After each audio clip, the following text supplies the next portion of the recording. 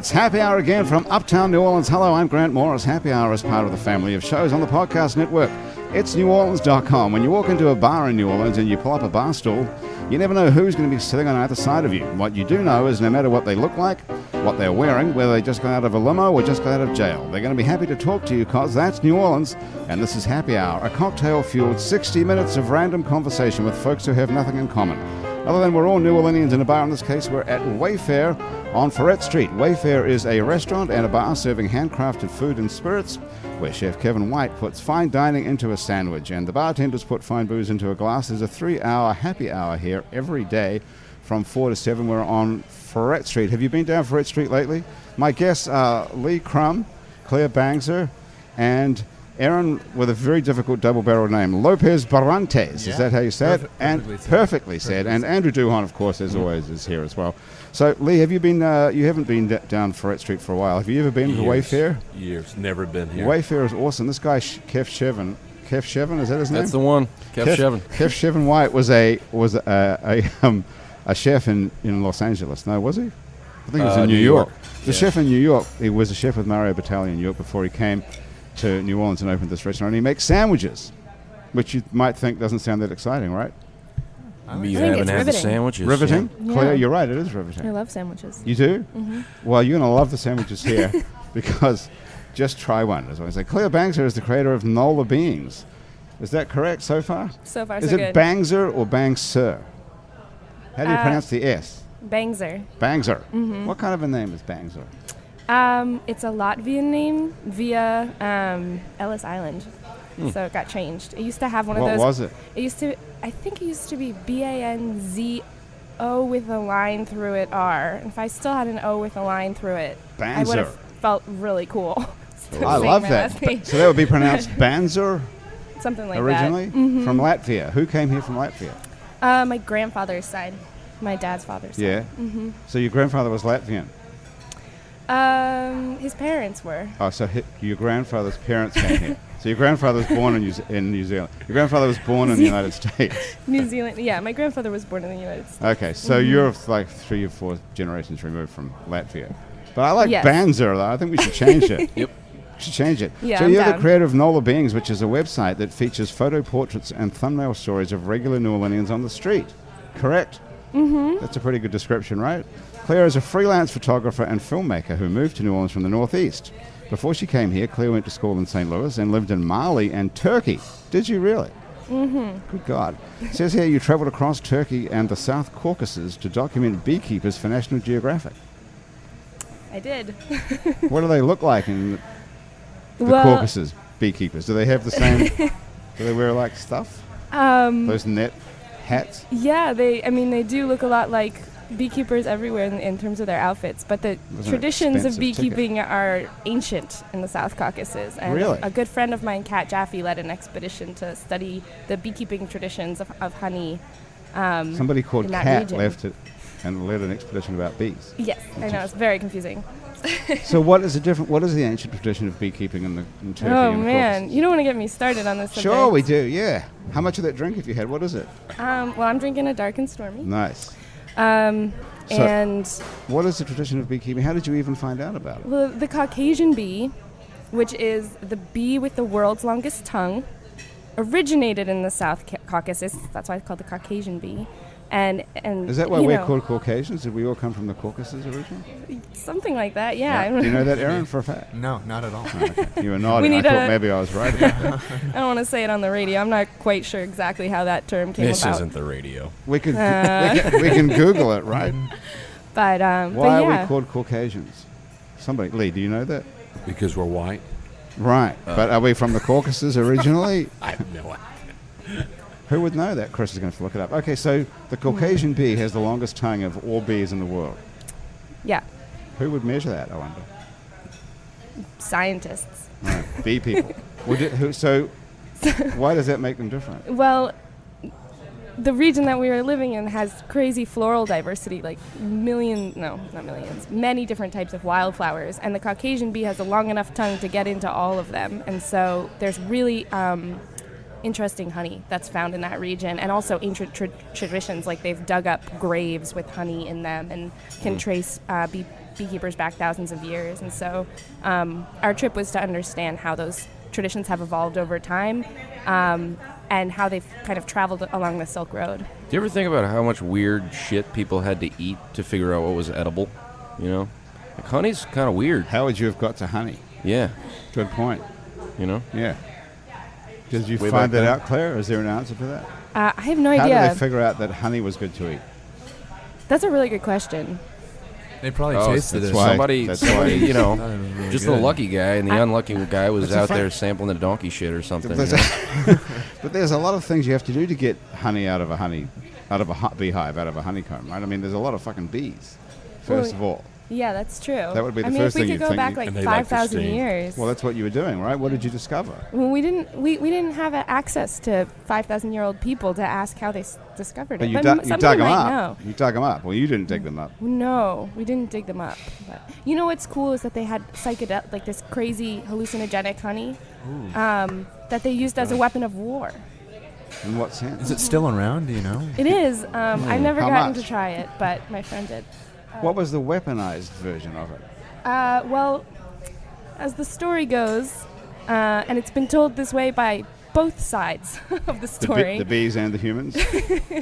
Well, the Turks and then the Georgians and the Armenians. I mean, all the different The sides have people who similar are fighting stories. each other with honey. Yeah, that they would hide some of the psychedelic honey along the routes where the soldiers would be coming, and the soldiers would find it and eat it and then pass out and That's like when you hallucinate. have people over to your house and they eat the fudge brownies, you know, the pot brownies Oh, by yeah. mistake. Every time, yeah. Yeah. It's a sort of pot similar. brownies as a weapon of war. Yeah, I never thought about I that. think you're onto something. We could drop them on the ISIS people. Have they thought about it?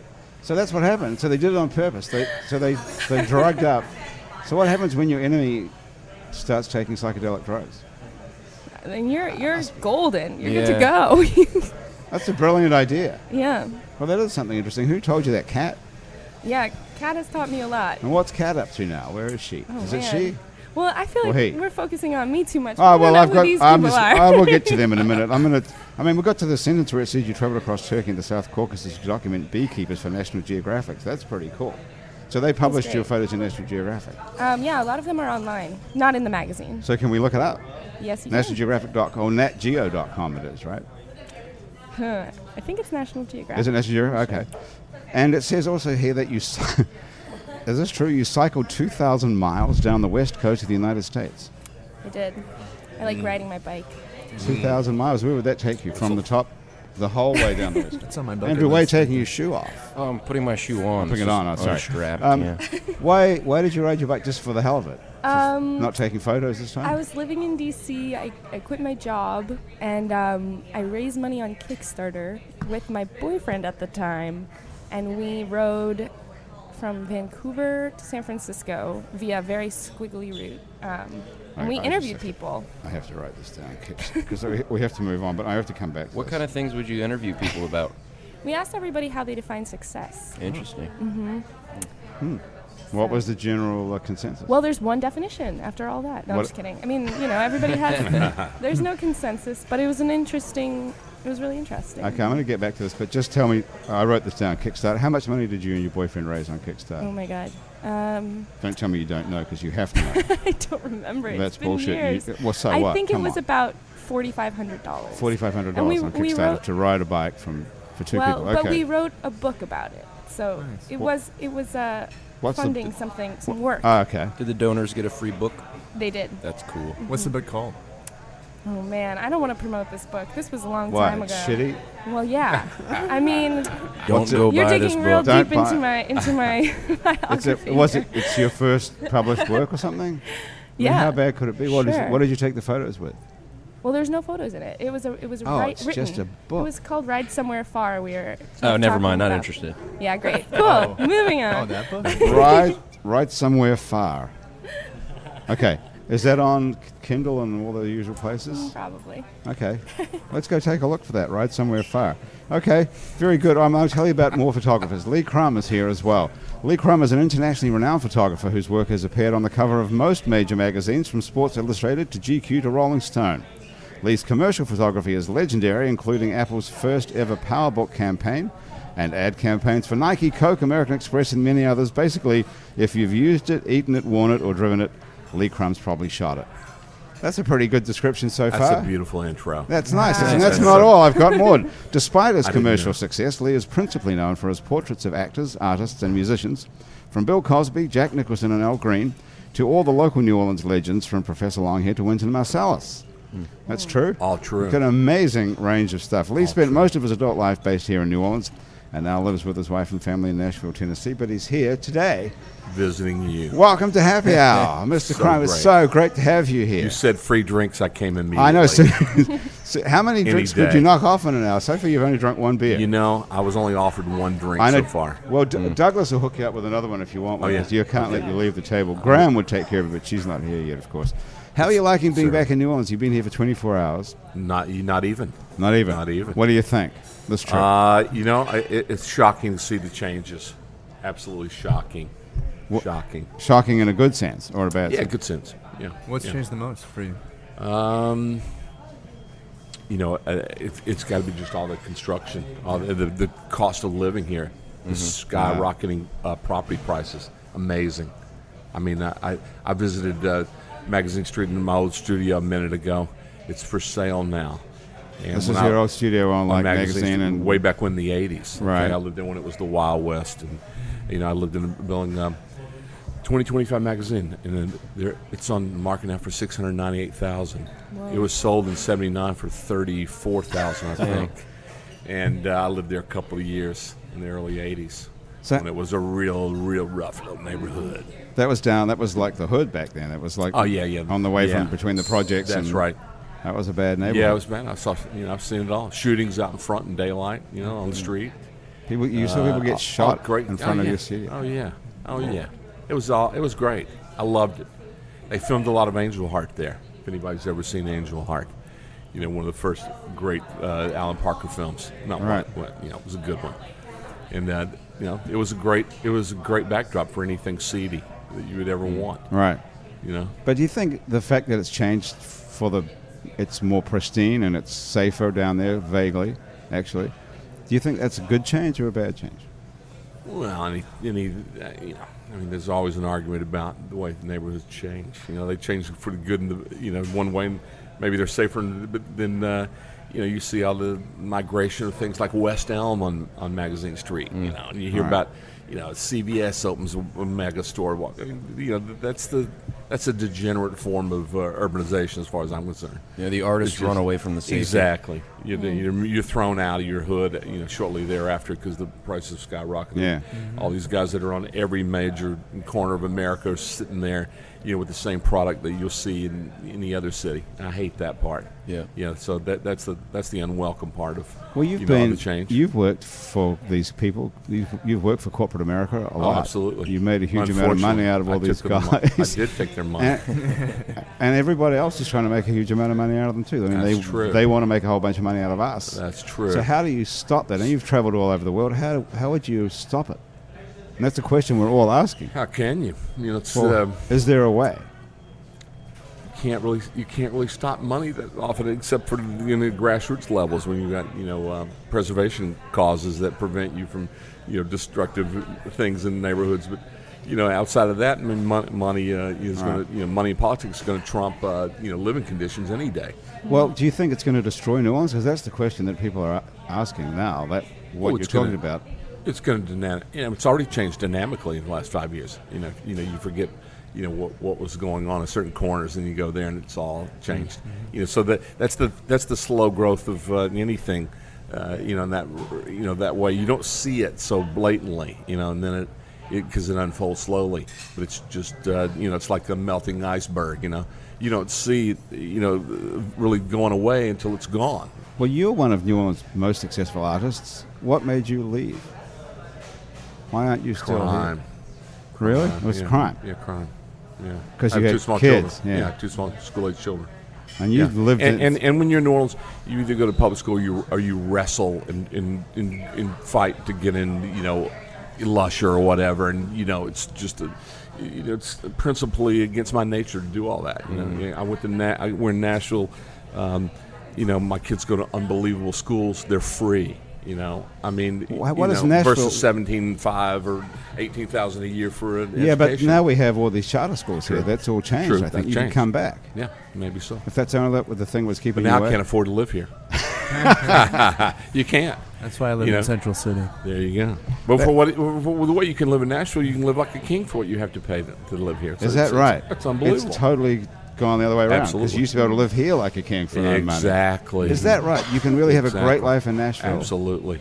Absolutely. What part Even of- though it's changing. What part of Nashville are you in? I live in Forest Hills, Okay. you know, What's that? and it's an unbelievable neighborhood. It's town and country. You know, you're 2 miles from the Apple store or Forest Whole Hills. Foods I or thought whatever. You said Forest Stills. I was like, Forest Hills. But Yeah. but you're living in a neighborhood where literally on any given morning you walk out and turkey are crossing your property or hanging out in your backyard Turkeys. by the dozens. Turkeys. You That's see- why I got the 12 out the back window. You see, got her out there. You know, You got turkeys living in your Oh, backyard? absolutely. I mean, you have everything. Who's feeding them? Everybody. People They weren't. feed They weren't turkeys? free. There's no limit to the amount of wildlife. Again, it's unbelievable. This I is mean, the suburbs you're living in or the country side? That's what I'm saying. It's like town and country. I live 2 miles from a major mall, the biggest mall in Nashville. But it's a very, very wide open space, very tranquil hills, woods, and beautiful, living environment for animals. Jesus. Herds I like of deer, Nashville. herds. I mean, it's unbelievable. What's the downside? I can live of in it? Nashville. How are the second lines? Yeah, that's it. Yeah, the downside, it can be a little vanilla. With that safety and with that tranquility and with all the great animals and all the organic aspects of nature. I live near Radnor Lake, which is phenomenal place to live.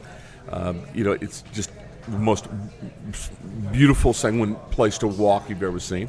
And the downside of all that, of course, is you don't have any urban grit right there. Right. Now you go to East Nashville has some of that for sure, but not in the area I live, of course. Not like Central City where Aaron lives.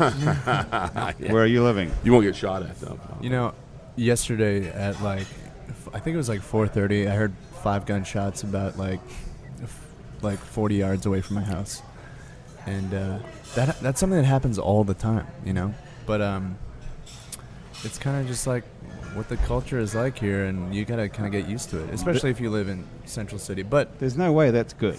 it's not There's good. no good but, spin the you thing can is, put on it's that. just really young kids that are just kind of like goofing off, and that's the way. There's this park near my house, and they just go there and like shoot off guns every now and then. But there's also At murder. each other or just up in the air? for I fun? think it's up in the air for fun. But there have been, there's been like 3 murders like in like a mile radius from my house.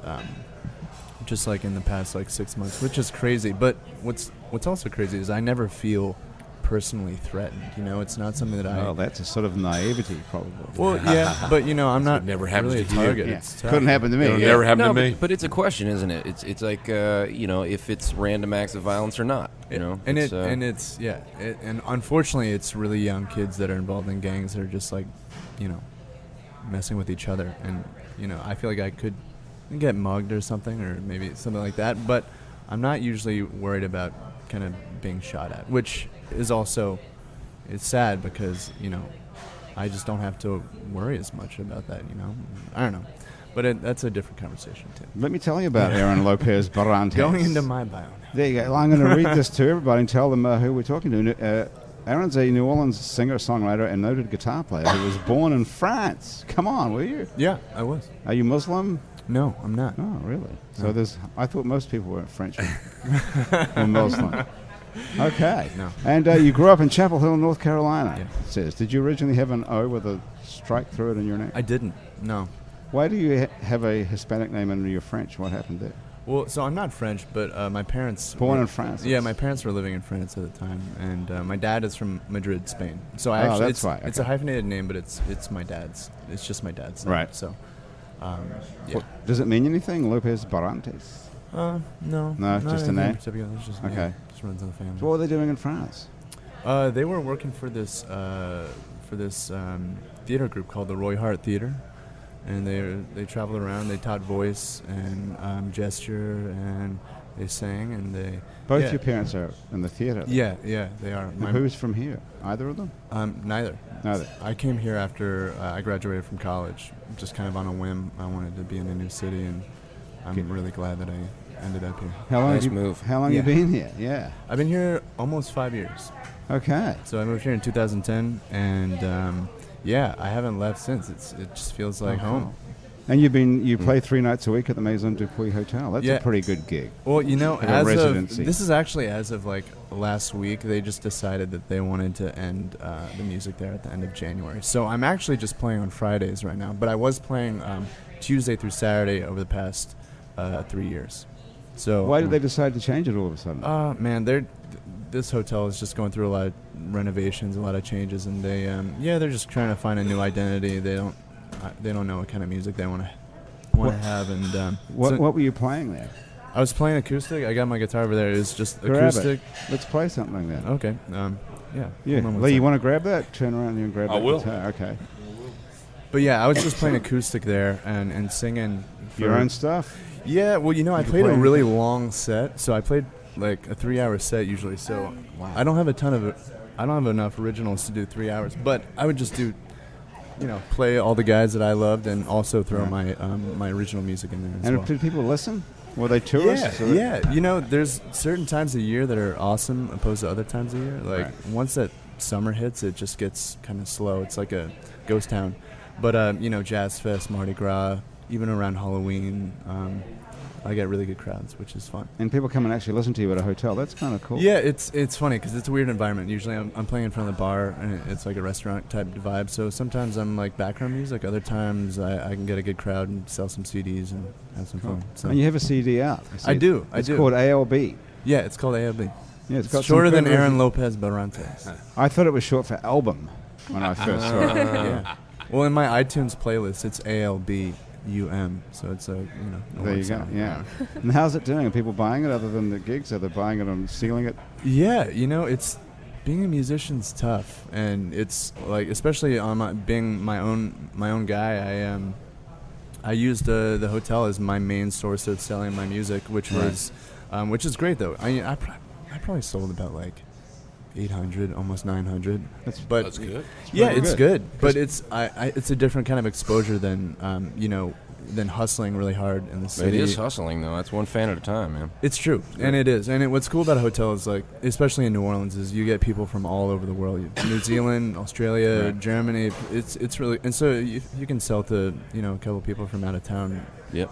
You just kind of slowly spread the word. Let them spread it, too, That's Exactly. what's great about the CDs, right? I know, and it's funny because no one really buys CDs anymore. It's more of a kind of like a token of just like them being with you and It's appreciating giving what- you Right. some sort of support because Yeah, nobody's got sure. a CD player. Yeah. even Yeah. anymore. And it's tough selling online too. Like once you release something and you lose that initial traction after I think it was like a month or two after I was like on Facebook and Twitter and was like, hey, I have a CD out. It was like kind of like skyrocketed down. So Well, people just steal music basically. yeah, and no, I mean, play it I on Spotify. Do Yeah, you Spo- listen? Yeah, Yeah, do I'm you on buy Spotify. Music? Do you buy music yourself?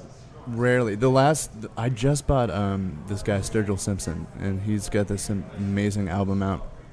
It's like an Americana. It's called Meta Modern Sounds in Country Music, and it's an amazing album. It's so good that I wanted to support and just like throw that But you money did down. it because you wanted to support them, not because you.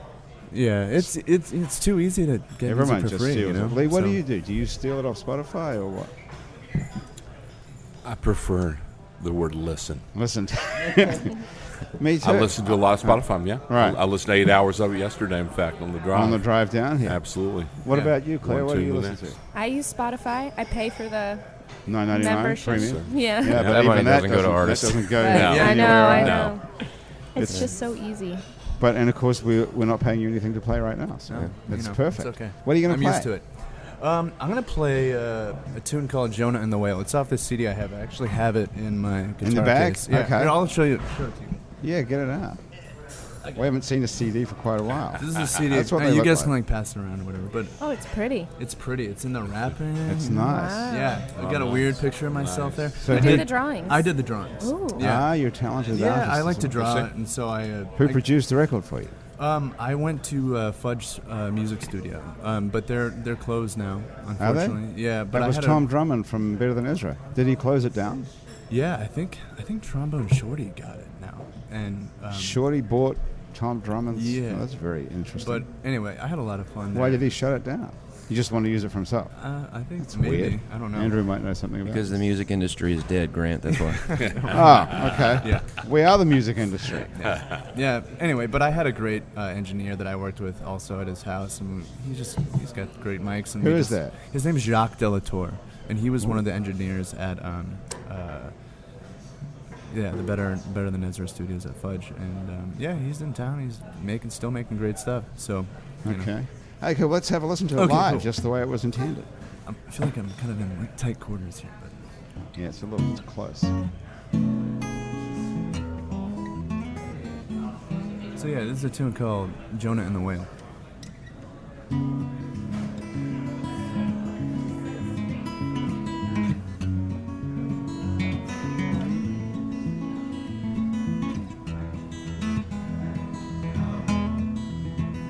Well, Jonah was a loner, a bit of a stoner. He was drinking on the Ripple wine, staring at the stars from time to time. Oh, and Jonah was young, but he wasn't dumb. He was drinking all the time, spending summer days in the countryside. So one day after a while, he called the sea, and he set sail as the waves crashed beneath. Oh, he wished that he was stronger, he wished that he was wiser, a trip to find that answer out at sea.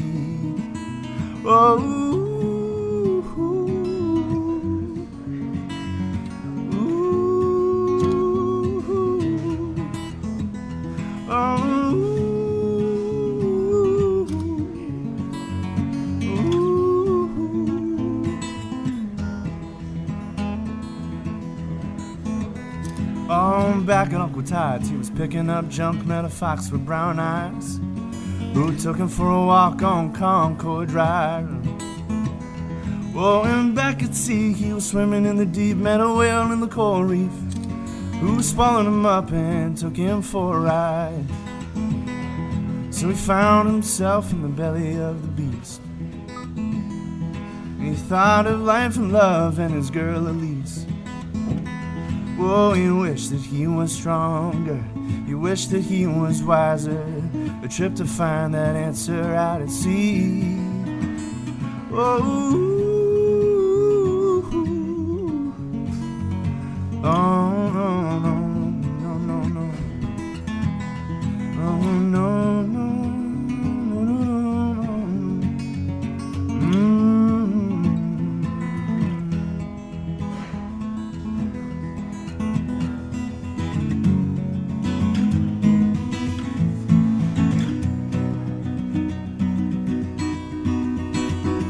So pack your things and go somewhere you don't know. Oh, and don't be scared, I know. Oh, you'll go, you'll go. Dun, dun, dun, dun, dun.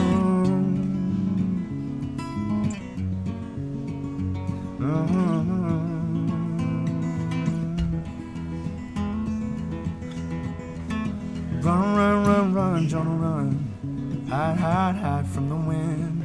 Keep your back to the sun. You'll be alright in the end.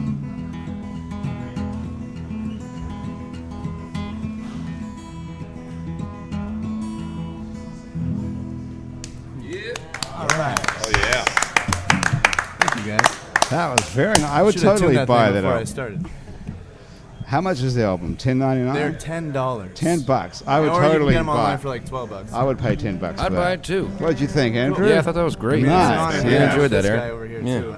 Uh, I'm a big fan of Andrew's music too. We're going to so- make Andrew play a Thanks, song Burr. as well. then. Yeah, man. Of course. Yeah, yeah. I gotta tune this thing. Is It's it out funny. of I don't tune? know if you guys can ever. Well, I'm sure you may have noticed, but if I I have would. one string off, it's like a dead cat. yeah, you screaming know what? at I me. didn't even hear it. Really? I was kidding. I don't either. I didn't hear you. Okay, cool. And you play as well, Claire, right? I do. What do you play? You were mentioning that before we sat down here today. Well, I'm no ALB, Okay. But I do play guitar and a little bit of banjo. You play the banjo. Do you Little want to? bit. Do you want to pick up the guitar right now? No, I do not. Are you sure you don't want to play one Yeah, thing? I'm Are you sure? Okay. I would like to hear more of his songs. Yeah, we're going to make. I think we totally Yeah, I mean, can make Aaron play. And we'll make Andrew play a song in a minute. yeah, In a minute back as and well. forth. First of all, tell us about, so we don't lose track of it completely. I'm not going to ask you about Kickstarter at all.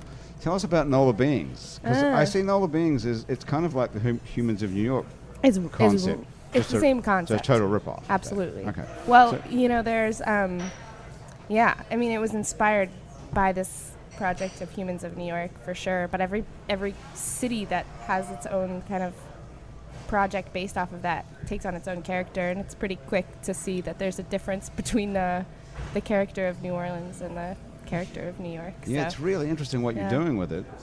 I mean, it's similar to the New York one, but of course our characters are different. But Yeah. your photos, It's is kind that- of, yeah. isn't it more like it's interesting to see what New Orleans is doing with it, even more so, because like you're saying, the city takes on its own, kind of voice within the images, and Totally. yeah. What do you Yeah. mean by that when you say it, Grant? When you say it's interesting to see what you're doing? Well, with it? what I was thinking was that the photos are, because everyone takes photos. We've talked about this before too. That everyone's got a phone with a camera on it. So people used to have a camera. It used to be very rare.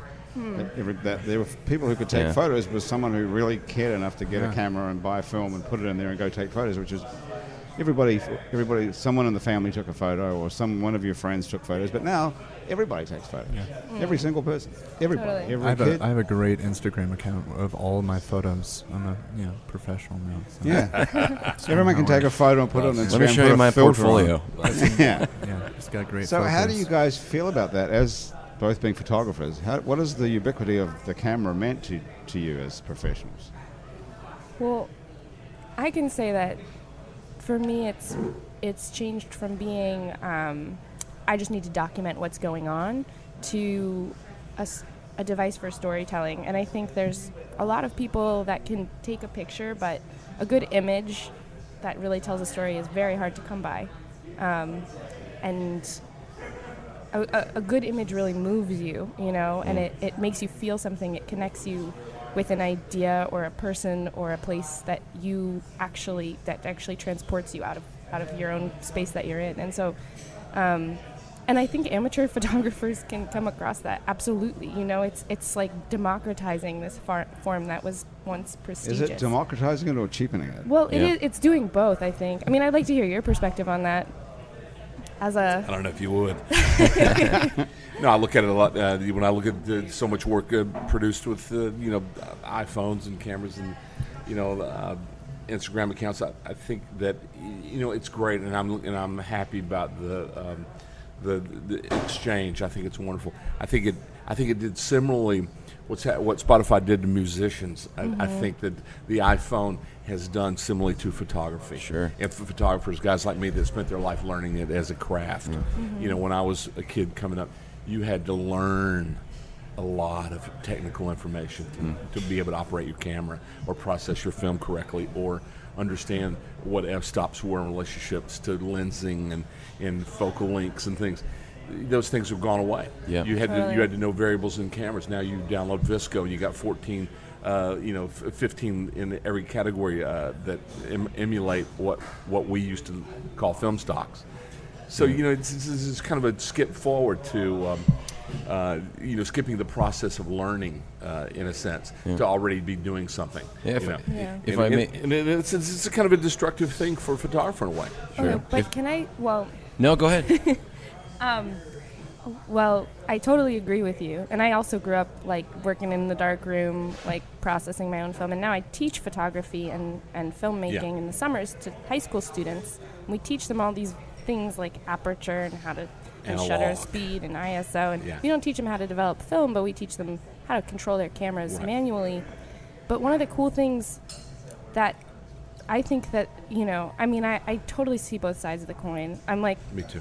I'm an old fogey about a lot of it, and just thinking damn, this is my what this is a exactly are craft. what exactly are both sides? But it's, I think the side that's in favor of technology is that now everybody can have a voice. Like now everybody has this tool at their disposal. Correct. Is that the word? Disposal.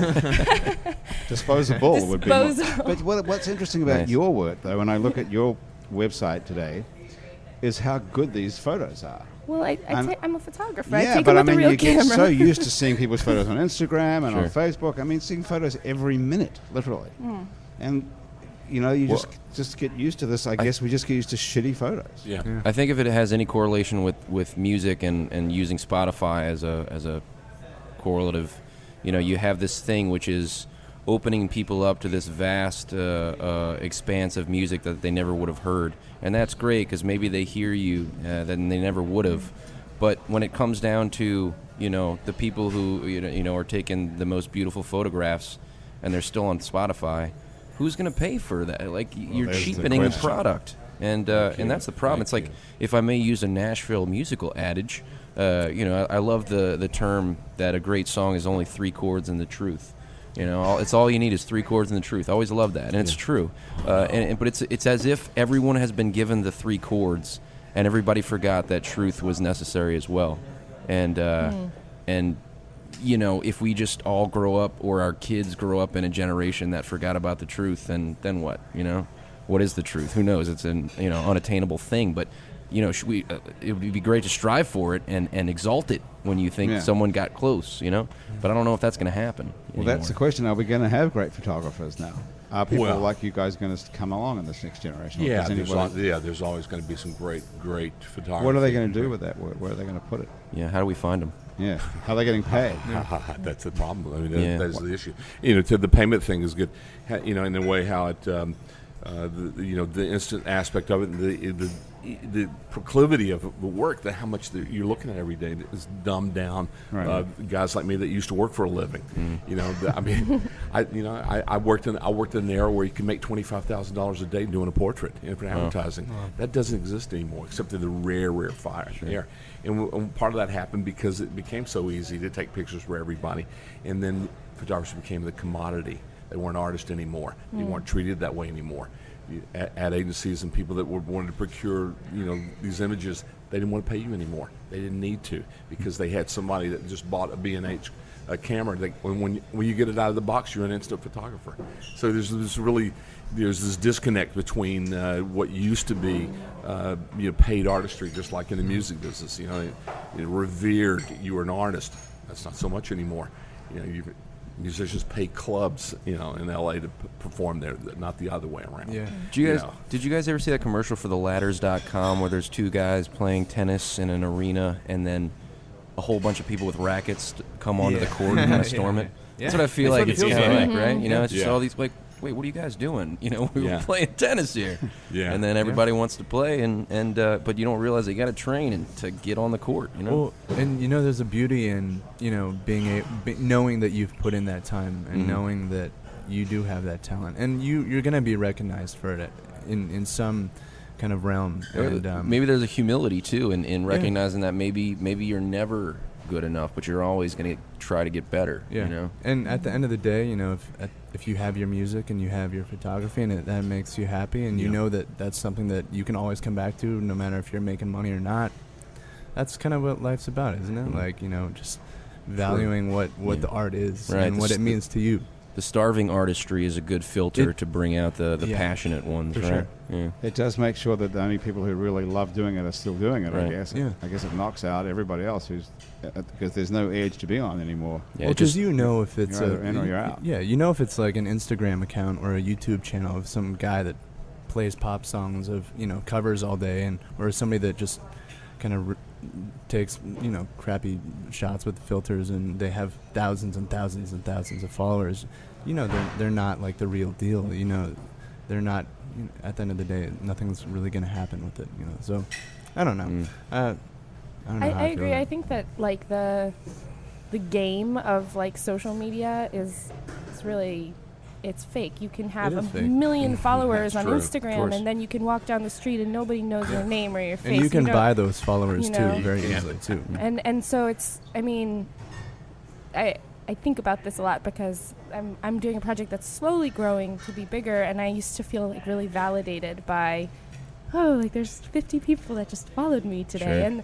And then I had to kind of let go of that and stop paying attention to it because it's not real, you know, and it doesn't really mean you know, you don't know what it means to those people. Maybe some of them feel moved, but some of them don't. And it really, if your passion isn't there, if your truth that you're seeking isn't there, then, you know. It depends what you're trying to do. If you're trying to get a lot of followers, and that's the end. Right. That's what you And a want lot for of some people reason. are. Some people Yeah. are. Well, and Yeah, that's absolutely. what the sad part is too, is like, you know, to make it in the game too, like, you know, I apply to festivals and gigs and shows, and they'll say, you know, they'll look at my social media and they'll say, how many followers do you have, how many fans do you have? True. And it's the type of thing where you kind of have to be a slave to that system if you want to just like promote your artwork. And so like that's the thing, like it's People tough. genuinely believe if you only have 413 people following on Facebook, how good can you be? Yeah, how many people God, are you must gonna? be a Well, shitty how many fucking people are going to musician. come to the show out of Yeah, those right, 415, or how many people are going to buy those records if we Right. sign you to this label? So people want those numbers, and they want to know, you know, because at the end of the day, it's a business, right? And granted, it is one of the easier numbers to find in terms of, you know, indicating how big is this person's fan base.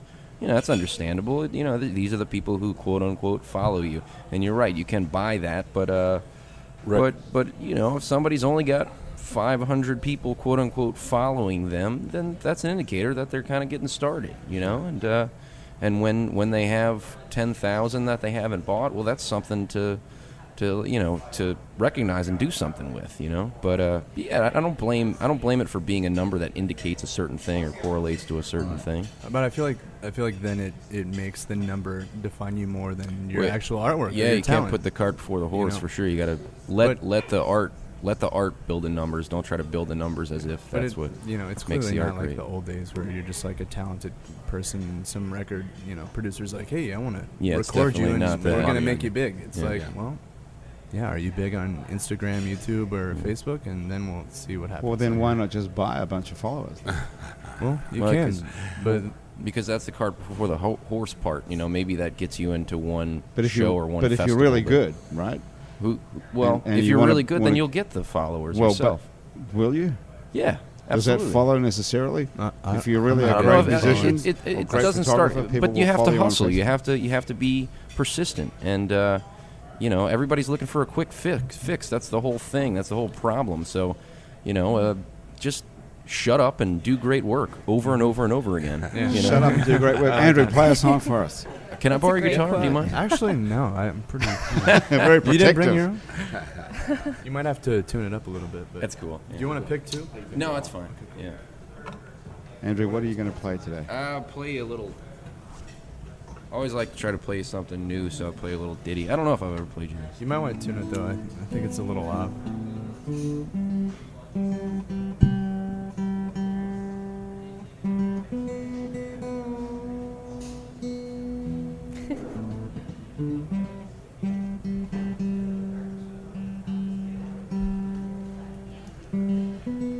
I wrote this tune one day when I had a little like colleague envy. When a friend of mine got this really cool gig, and I thought, man, I would have loved to get that gig. So I went upstairs. I was still living with my folks back then. I think I was in, just probably senior in college or something. But yeah, I wrote this song. It goes like that. Just a little.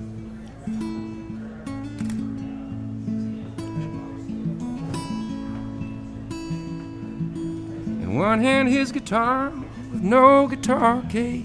And the other, his suitcase with no suit. He's waiting on a ride to his big break,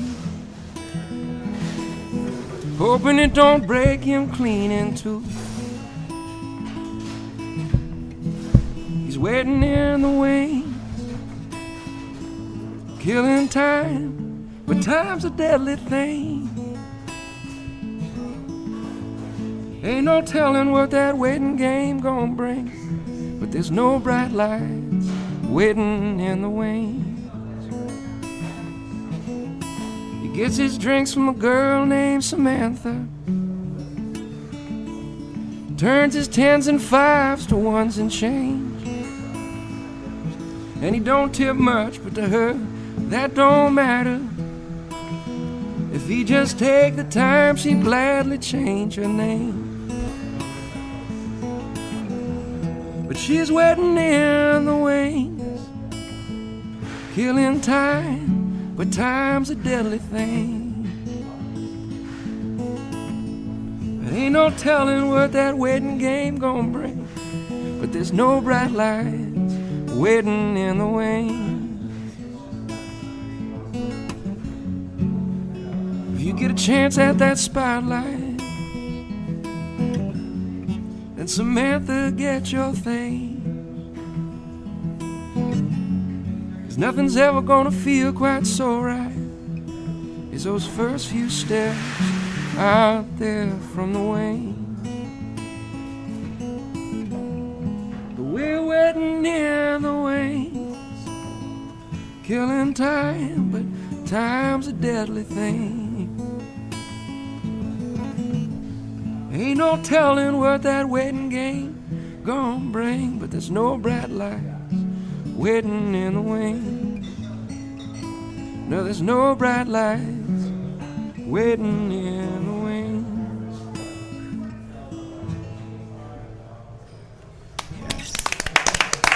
Hey, thanks, y'all. Shut up and do great work. Yeah, man. That's sort of like Garrison Keillor. Over and over and over. Yeah, kind of, yeah. Yeah. Be well What and does he do say? great work. Yeah, Yeah. but and stay in touch. Till next time, yeah. Yeah. That's nice. Very I Amos love- Lee-esque. Yeah, thanks, man. I love it Love when it. your voice like cracks a little Crack. bit. Oh, thanks. Yeah, it's I was in a Yeah. key probably too high. I realized when I started was, just who needs to Oh, deprecate? it's great. Perfect. It's Perfect great. crack. Thanks. Nice. Yeah. Do you play that song, Matt? No. I've never heard you play that song. Yeah, just mix it up every week. I There's try no to. bright light waiting in the wings. Mm. What's it? It's sort of a song about getting out and doing it. It's about shut up and do great work. Sure, Just have the courage to do it. but I think I heard something great from a colleague. Something like your favorite songs are going to be the ones when time passes and then they teach you something different that you didn't realize was in there. And that one, I think, what I didn't realize originally was there's like a disillusionment about kind of the success of the, so to speak, wings and the bright light.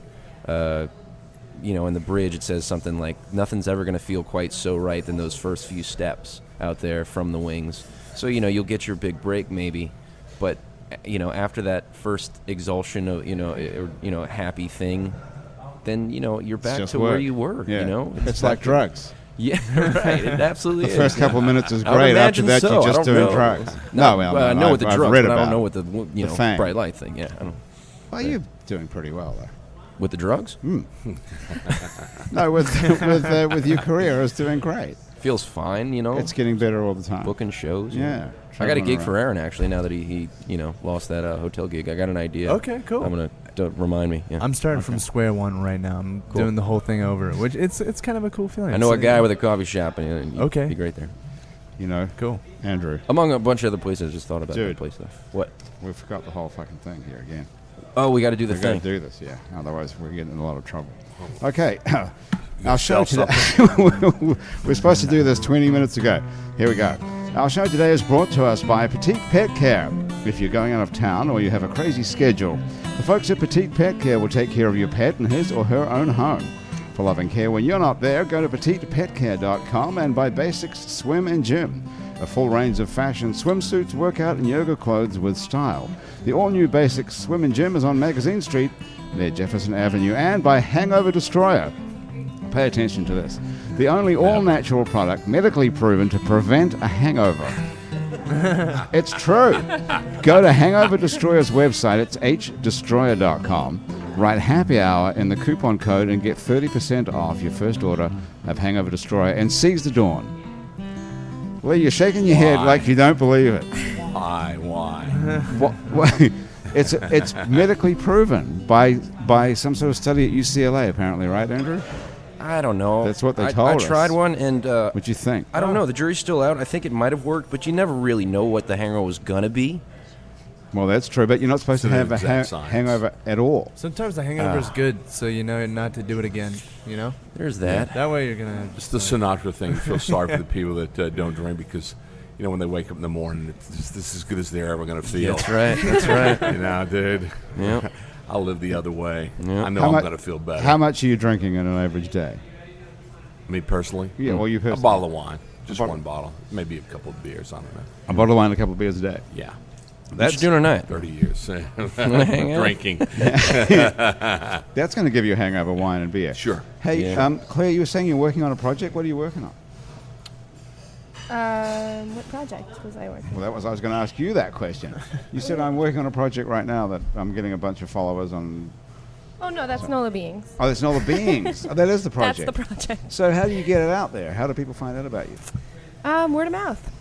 Word of mouth. So tell us what it's Yeah. like. You walk down the street. What are you taking photos with? A real camera? Yeah, with my real. I have You got it in your hand. here. Oh, you've been hiding it. Oh, it's always on So me it's like- at all really? times. I in didn't case, see it. In case I decide I want to photograph somebody Okay. or something. Yeah. So you walk down the street, any random Yeah. street, or do you pick them? Any random street. I live downtown. I try to go uptown so that I'm just around different places. But and if I pass somebody and they look like they have a minute to talk and they look interesting, which most people look really interesting to me because I just think people are fascinating. I stop them and I say, "Can I take your picture?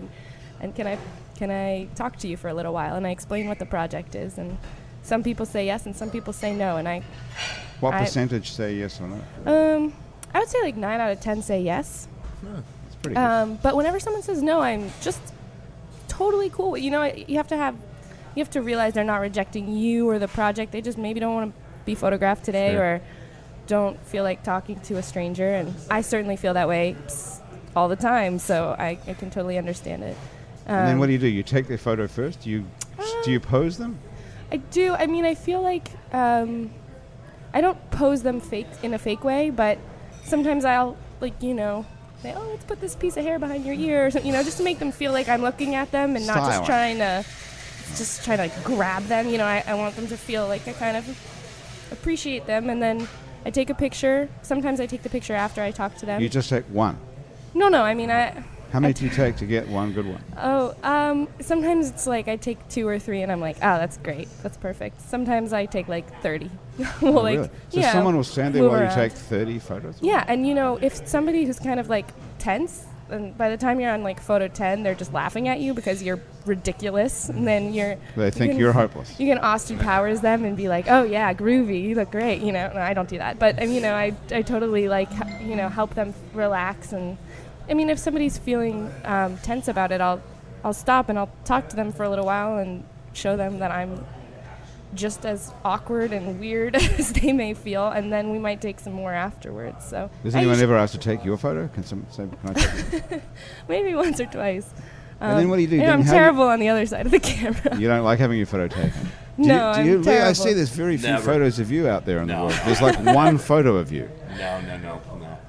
So This failed glory never. So tell us what it's like taking a photo of somebody super famous, like Bill Cosby, for example, or Al Green, or Dennis Quaid, or all those people I've seen. It depends on the circumstance. Once you get past the Wranglers, it's great. It's all the stuff you do between getting to the celebrity. That's the hardest work, and when you work in Hollywood, that's the hardest thing. You're told no on every idea you present before you get there. Oh, you have ideas. then- They want to know what you're going to do. Of course. So of they course. hire you because you're a portrait photographer. Well, They say, generally, let's get Lee Crum to do it. The photographs I took were, I was hired by a magazine or an ad agency. So there's a supposed idea beforehand. You present that, and they tell you yes or no. They're coming to a studio at a certain point or a location, and they've already approved whatever you're going to shoot. Oh, really? It's in their hands. So someone's looked through your book of stuff and they've Sure. seen your photos and they say, let's get Lee Crum for this because he. On You the do client something. side, on the ad side, Right. or the magazine side. You're not hired by a celebrity. Celebrities don't.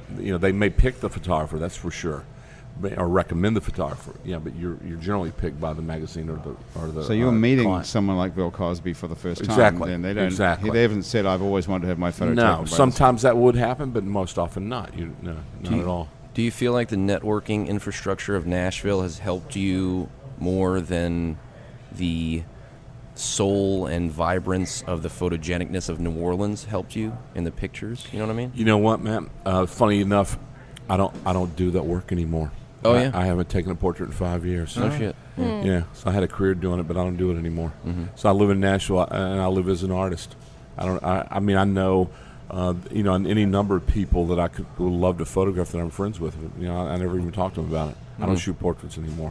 What do you shoot these days? I make collage. I've been working on insects for about 5 years. Cool. Oh, very cool. And printing on canvas and doing interesting other things that I love more, and doing collage work. Work with scanners a lot and dumb cameras and tintypes. I've been doing tintypes for about 8 or 9 years, and I mix the media.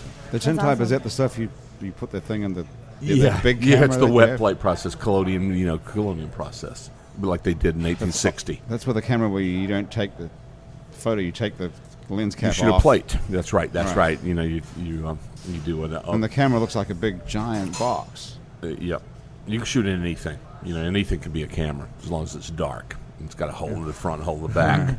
So it doesn't really matter. I use old cameras, all kinds of stuff. So you've gone from being a commercial photographer to being an artist. Exactly. An artist. Yeah, I haven't taken a job in 5 years. 5 years. And does it feel That's good? awesome. Does it feel good? Good to be off the You know- bullshit sort of lifestyle, or do you miss it? Yeah, I miss both. I miss the money. I miss Right. the money for sure. I don't miss the real. I miss the activity, working with the crew and going on location. Yeah, that was great fun. But I don't miss the pictures. The pictures aren't worth anything at the end of the day. Very rarely were they worth anything. But do you miss being a star yourself? Because you were a star. Yeah, sometimes if I let my ego think outside there, but I don't. I try not to. I don't. I miss going into a studio and being treated like a king and having all the glory. Yeah, it's great. But it's not real, and it doesn't last. And your photographs aren't worth a damn after it's all said and done. Especially if you're shooting advertising. You shouldn't, like you said, you keep talking about Bill Cosby. I shot him for Jell-O. What's that worth now? Wow. I shot. You could name just tons of weird shit. Michael Fox from Lay's potato chips. I did those campaigns. I did the first Verizon campaigns. Wow. For that guy, Can You Hear Me Now? Right. Yeah. I met Paul when he came to the studio the first day. He was laughing. He said, "This will be the first and only time we ever do this." He had never been in front of his camera before. He made that the longest running commercial in history. What was that? What commercial was that? Can You Hear Me Now? Oh, yeah. The Just Verizon an guy. example of the weirdness of the profession. How random things can happen. But I miss some of the component of that. But again, the images aren't worth anything after it's done. Do you ever think about kind of like using that go-get-itness that made you great at the portrait thing and trying to push the artistry of what you're doing now? Man, I think the work's there. Yeah. It's another world. It's another world in the art world. Trying to make it there, especially after you've had a separate career. And I had 2 different careers. I was a news photographer. I was a magazine photographer. Then I was an ad photographer. So I'm in the 4th quarter now. It's really, really difficult in the art world. Yeah. I make enough. I keep going, but it's a very, very, very difficult road to be heard. Yeah. And which goes back to everybody on Instagram and Spotify and there's just so much in between that people are disseminating thousands of images every day. By the time you close your eyes at night, you've looked at thousands on the internet. Yeah. You scroll through your Facebook account, Instagram, Tumblr, whatever. Been on Twitter. You've looked at images all day. Man, where do you get a voice with that? Where do you get someone to come over and go, man, I'm a photographer or I'm an artist, so come look at my work? It's a very hard thing to do. Yeah. People are not willing to even look at. You could call most of the major galleries right now. Tell them you've got some work you want to show them. They're not even going to look at it. Yeah. They won't even look at it. But There's no venue for if, you. If you look at a great picture that's taken with film, at least when I look at it, after looking at so many of these digital things, it's the same feeling that I get when you go into a studio or you just have a great set of speakers and the tubes turn on and warm up, and then you hear a record, and there's something in there that isn't in what's going on now. Amen. And there's hope in there. Amen. There's hope that everybody feels that, and everybody needs it. And here's the problem with being good at anything. There's scarcity in the audience. You get to a certain point. There's a threshold that you cross over as an artist, whether you're a writer, any performer, anything. When you get to a certain thing that is either new, hasn't been seen before, you're in rarefied air. That it takes you a lot. There's no sprinters in any of this. It takes you a long time to get that. Yeah. And once you process all this information, you start doing those kind of things that are dynamic, that are so interesting and so forward. Your audience is so minimal. you trying to sell that to someone becomes so much more hard, and more difficult. The people retreat when they haven't heard it before. When it becomes cool, then everybody knew all about it. Of course, my God, I was the first one to buy his album. Oh, I you loved haven't the dude. heard? Yeah, dude, I knew that guy when he was nothing. Sure. Yeah. I mean, it's in our world, I think it's even harder than music. I live in Nashville now, man. That is a music town. Yeah. I mean, the guy that serves your breakfast in Oh, the yeah. morning is, trust me, He's got an a song artist. to make you cry. He's Yep. been playing guitar since he was little, and he can play Stevie Ray Vaughan's work. And it sounds like Stevie, but he's serving eggs. That's right. And that's the problem, man. There's a lot of people out there that do great work. That's a fact. How to get seen. Yep. But when you do it really, really, really, really great and specific, when you get very specific, man, you have a very small target audience. Sure. That's going to buy it, Yep. or listen to it, or understand it, and that's when you're doing good work. But damn, it hurts when you're trying to eat. Oh, yeah. On It the makes it other really side difficult. of the coin, though, if you're a friend of yours on Facebook, for example, I'm a friend of yours on Facebook, Lee, and people might want to go and friend you on Facebook. Lee Crum, Leecrum, or go to leecrum.com, because when I see the photo of yours come up on Facebook in the morning, it's like, wow, look at that. It's a whole game changer, and hundreds of people will write underneath it, shit, that's awesome, or wow, couldn't believe it, or that's amazing. There's photos of people that you think you know, like actors, like Anthony. There's a photo of Anthony Hopkins you put up recently. We all his know what he birthday. looks like. Oh, it's a great, great, great portrait. Like man alive. Or the Rolling Stones. I saw the. Wow. Like, I don't even really like the Rolling Stones, and I really don't. The current Rolling Stones. Well, I don't like any of them, and at any time. But this photo it's just transporting to see a great photo, and if it wasn't for Facebook, I would never see those photos. So there is something great about that. Yeah, I as love well. making them. That's But what you can what get it out there transcends. on Facebook, is what I'm saying. You Yeah, can't okay. even see it on stupid Facebook. You can tell the difference between a photo of someone's But kid. again, all that does, it doesn't hold any water for the artist. But doesn't it find? Can't an audience find you that way though? Yeah, but what do they do when they find me? That's the problem. No one looks at an image or hears a song and wants to buy it. Particularly, that's the problem. Yeah. At issue for all of us here is having talent and working and struggling as an artist and wanting to do great work and then trying to eat. And I think that's the frustrating part for so many people. Yeah. These guys are wildly talented. Well, how they get to the stage? How do you make that transition where you can still do your great work and Starve strangely longer. be supported. Strangely Starve enough, longer. these guys are all artists, and you're all working, and Yeah, you're all that's making cool. a living out of it somehow, right? Oh, Should we make Aaron play Squeezing another song lemon. before we get Yep. out of here? Okay, Yeah. I was Go. gonna We have say. to get out of here and make way for paying customers. People Oh, still want no. to eat and drink. Oh, so no. you could always open a restaurant, apparently. No one ever closes these restaurants that they open here in New Orleans. You notice that? They just never sort of close them. open. They just open, but they never close. They just open more restaurants, and people keep Oh, going sure, to yeah. them, and No, I they think- don't Yeah, ever yeah. seem to close down. They They don't fail, they close. do they? Yeah, I need to get out of the house more, maybe. but they do open more than they close, though. You're right. There's a lot of them. Aaron, what are you going to play for us before we get out of here? I'm going to play a good old-fashioned blues tune. Yeah, so this is a tune called Bluebird. When I moved to New Orleans, I really wanted to be a blues guitarist. That's like all I wanted to do.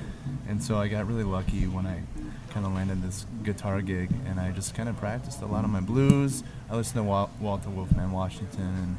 And I got a friend named Chip Wilson too. He's just this great acoustic guitar player. So I've tried to learn a couple things while I've been down here. So yeah, this is how it goes.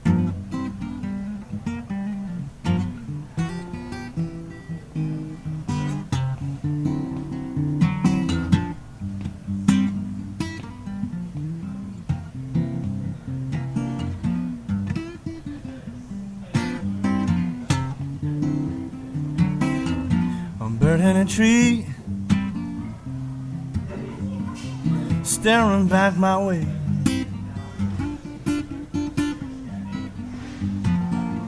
Bird in a tree, staring back my way.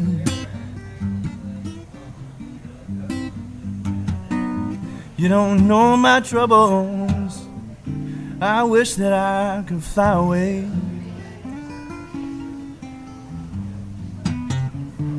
Well, now, hawk in the sky, now, no. hovering right over my head.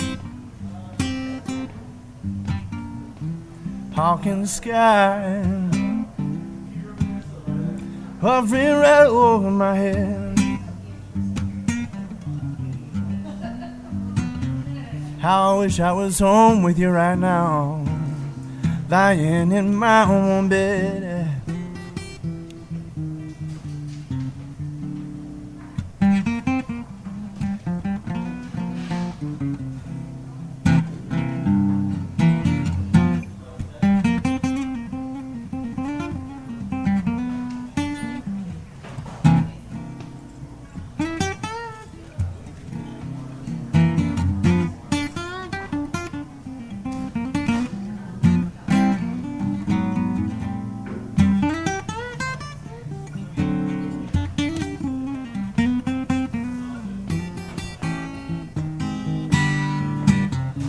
Whoa, in the dark of the night, oh, no, you know my bluebird sings.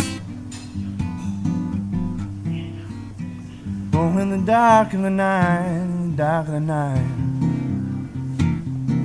you know my bluebird sings. You know I love my little bluebird and the song that she sings. You know I love my little bluebird, yeah, and the song that she sings. You know I love my little bluebird, and the song that she brings.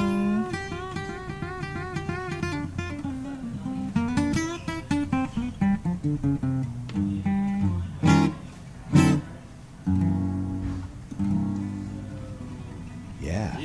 All right. Aaron Lopez Barrantes. The name of the album is ALB. You can find it wherever good music is streamed or stolen. And you could even cough up $10 if you felt like it on Bandcamp or Reverb Nation or iTunes or somewhere. Yeah, it's all over the place. I mean, Bandcamp, Reverb Nation. I haven't checked that one in a while. You can track it down. Yeah, you can find it online. Just Aaron Lopez Barrantes, thank you so much for joining me. Claire Banks, thank you for coming along too. NolaBeings.com is the name of the website. And Lee Crum from LeeCrum.com as well. Grant. Very nice to have you, all of you all This here is today. fun. That was a great happy hour. Thank Yep. you so much for joining us. The producer of our show is Graham DePonte. Our associate producer and technical director is Chris Kehoe. Christian Unruh, thank you so much for finding Aaron today. He's our music director. Our theme music was written by and is currently being played by Mitch Foreman. The fabulous audio quality of the show is brought to you in part by PreSonus Audio Electronics. If you'd like to be on our show, you can sit upright around a table, have a couple of drinks for 60 minutes, drop us a line. Our address is on our website. You can check out other happy hour shows there as well as other shows that we make at itsneworleans.com, including Out to Lunch with Peter Raschuti live from Commander's Palace, Mindset with psychiatrist Dr. Nick Pajic, True to the Gang with Chris True, Midnight Menu +1 with Margot Moss and the man who ate New Orleans, Ray Canada, and Louisiana Eats with Poppy Tooker. You can keep up with us on Facebook, Twitter, and a bunch of other time-sucking social media as well. On all of it, we're called It's New Orleans. You can find photos from this show on itsneworleans.com and on our Facebook and Google Plus pages. Those photos are taken by the fabulous and talented Douglas Engel. If you're listening to this show on iTunes or Stitcher or some other podcast app, please stop everything you're doing right now and take a moment to rate and review us. That helps other people find us. Our show is recorded live today at Wayfair on Ferret Street, where they put fine dining into a sandwich and fine booze into a glass. Come down here and check it out. They have a 3-hour happy hour every single day from 4 to 7. Happy Hour is a production of INO Broadcasting for itsneworleans.com, for Andrew Duhon, Graham DePonte, everybody around here, around the table at Wayfair back at the INO office. Thank you so much for joining us. I'm Grant Morris. We'll see you back here next week on Happy Hour.